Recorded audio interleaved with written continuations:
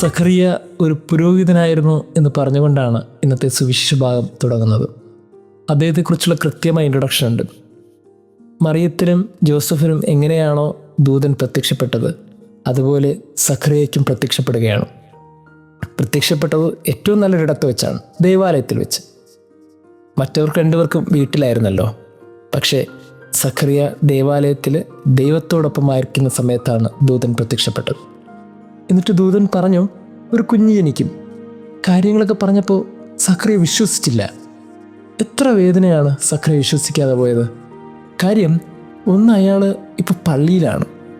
പള്ളിയിൽ ദൂതൻ പ്രത്യക്ഷപ്പെട്ടപ്പോൾ അയാൾ വിശ്വസിച്ചില്ല. പള്ളി ദൈവത്തിനിടാണല്ലോ. അങ്ങനെയാണെങ്കിൽ ദൈവവുമായി ബന്ധപ്പെട്ടവരൊക്കെ ഈ പള്ളിയിലുണ്ട് എന്ന് ഉറപ്പിച്ച് വിശ്വസിച്ചിരുന്ന ഒരാളാണ് അയാൾ. അയാൾ പുരോഹിതനാണ്. എന്നിട്ടും അയാൾ വിശ്വസിച്ചില്ല. ദൂതൻ കൺമുമ്പിൽ വന്ന് പറഞ്ഞ വാക്കുകൾ അയാൾക്ക് ഉറപ്പിക്കാൻ കഴിഞ്ഞില്ല. അയാൾ പെട്ടെന്ന് മ്യൂട്ടായിപ്പോയി. അയാൾക്ക് സംസാരിക്കാൻ പറ്റിയില്ല. ദൂതൻ പറഞ്ഞ സംഭവം നടക്കുന്നവരെ അയാൾ മിണ്ടിയിട്ടില്ല. മിണ്ടാൻ പറ്റാതെയായിപ്പോയി. എന്തുകൊണ്ടായിരിക്കും അയാൾ നാവടഞ്ഞു പോയത്? ഒറ്റ കാര്യമേ ഉള്ളൂ, പുരോഹിതൻ സംശയിക്കാൻ പാടില്ല. ഇതേ സംശയം മറിയം ചോദിച്ചിട്ടുണ്ടായിരുന്നു ഇതിനു മുമ്പ്. പക്ഷേ മറിയത്തിന് കൃത്യമായ ക്ലാരിഫിക്കേഷൻ കിട്ടി.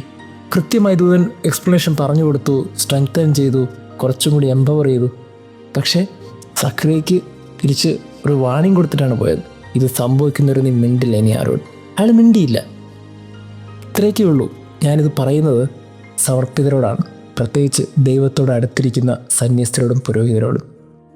സാധാരണ വിശ്വാസികൾ അവരെ സംശയിച്ചെന്ന് വരാം, അവരുടെ ജീവിതത്തിലെ പ്രശ്നങ്ങളുണ്ടാകുമ്പോൾ, ദൈവത്തിൻ്റെ ഇടപെടലുണ്ടാകുമ്പോൾ. എന്നാൽ നമ്മൾ കുർബാന ചെല്ലുന്നവരാണ്. നമ്മൾ ദൈവത്തോടൊപ്പമായിരിക്കാമെന്ന് ജീവിതത്തിൽ പലതും വേണ്ടാതെ വച്ച് ഇറങ്ങിത്തിരിച്ചവരാണ്. അങ്ങനെയാണെങ്കിൽ സാധാരണക്കാർക്ക് ദൈവവുമായി ബന്ധപ്പെട്ട ചില സംശയങ്ങളൊക്കെ ഉണ്ടാകാം. It is allowed. പക്ഷെ നമുക്കതിന് അവകാശം പോലും ഇല്ല. കാരണം യു ആർ ചോസൺ. എപ്പോഴും ഓർമ്മ വേണം, നമുക്ക് ചെറിയൊരു സംശയങ്ങൾ പോലും ഇവിടെ ഉണ്ടാകാത്ത രീതിയിൽ അവരുമായിട്ട് നമ്മൾ ആഴപ്പെട്ട് നിൽക്കണം. അല്ലെങ്കിൽ സഖറിയെപ്പോലെ മിണ്ടാതായിപ്പോവും.